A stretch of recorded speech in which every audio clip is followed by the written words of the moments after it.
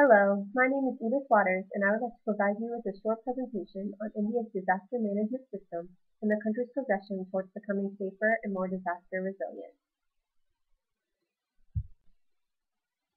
Asia is one of the world's most vulnerable regions for natural disasters, accounting for 52% of natural disasters worldwide. India, one of the poorest countries in Asia and the second most populated country in the world, accounts for 24% of all disasters that occur in the region. A majority of India's 35 states and union territories are disaster-prone and can experience several natural and man-made disasters simultaneously.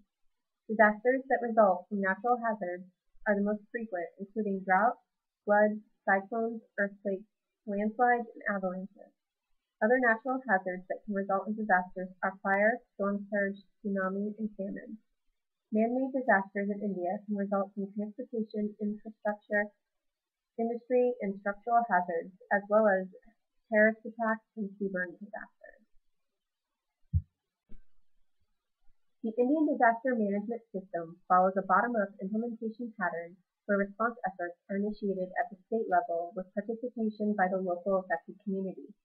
The central government supplements state efforts only when the state response capability is overwhelmed. The National Disaster Management Authority is the head institution responsible for disaster management in India, under the chairmanship of the Prime Minister. All disaster management entities rest under the umbrella of the Ministry of Home Affairs. Multi-stakeholder participation of the national, state, district, and local Indian government, corporate business sector, local and international NGOs in disaster relief, rehabilitation, mitigation, and risk reduction efforts has drastically bolstered the effectiveness of India's disaster management system. This robust participation includes CSFs such as the Fire and Emergency Services, Police, Health, Medical, and Power Services, as well as participation from bomb disposal squads, youth organizations, and resident welfare associations. Members of the Armed Forces columns, paramilitary forces, Civil Defense Home Guard, NDRF, and the State Disaster Response Force teams also participate. Investment banks and multilateral organizations such as the World Bank, WHO, ADB, and UNDP are also integral participants in India's disaster management. India's disaster management system has come a long way since its inception during the British administration prior to Indian independence in 1947. During the British administration, India's disaster management was organized primarily around response and relief efforts. This approach continued until relatively recently, when the UN's International Decade for Natural Disaster Reduction and the 1993 Gujarat earthquake, 2001 Orissa supercyclone, and the 2004 Indian Ocean tsunami triggered a gradual but consistent shift in public policy.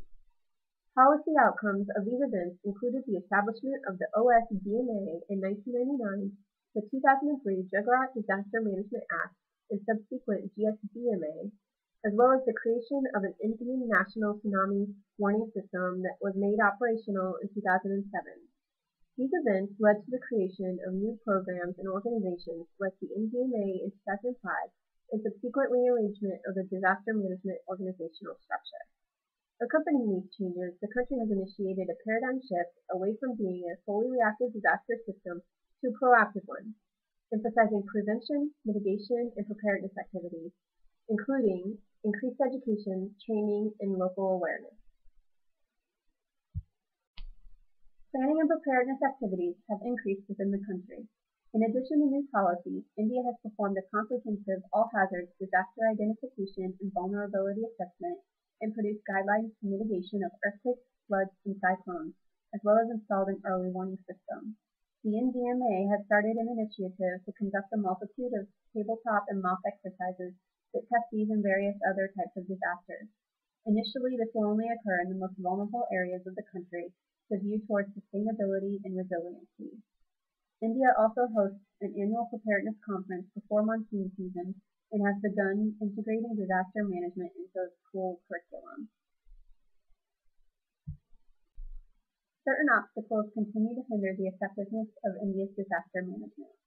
India's bottom-up implementation pattern leaves much to be desired considering the wide variation in state-level responses, and the absence of an integrated policy at the national level has led to an overlooking of some of the vital aspects of disaster management.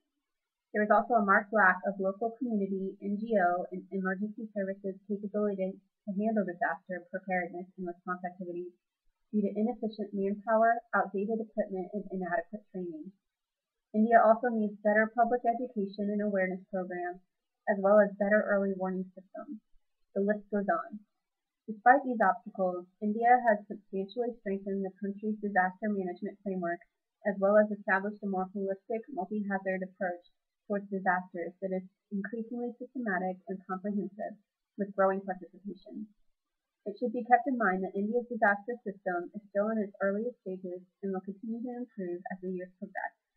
The biggest obstacle facing India right now is its chronic poverty, inadequate infrastructure, and widespread illiteracy, apathy, and corruption. These issues must be addressed and overcome in order for India's disaster management to truly flourish.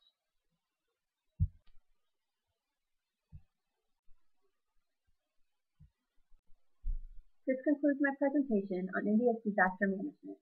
I hope you found the information informative. Thank you for listening.